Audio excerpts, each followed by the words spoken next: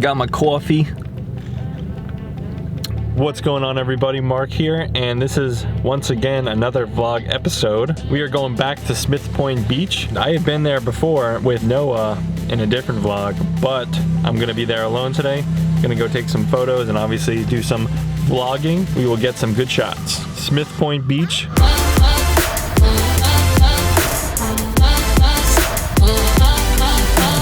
All right, so about 30 minutes later, I am now at the parking lot of the beach, and there is absolutely no one here, and it's extremely windy, especially because it's February. We're still in the winter time here. I don't even know if I'll be able to record audio very well outside, even with a dead cat, so we'll see. It's gonna get hairy. It is crazy. Oh my God, it is crazy windy out here. I am being blown all over the place.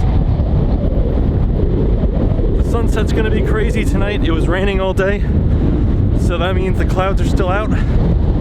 Whoa, being blown to the side. The clouds are still out, but there's gaps. So maybe we'll get some God rays. Whew. It is crazy windy, crazy. We are walking up the stairs for the main observatory. See if we can get some shots up here.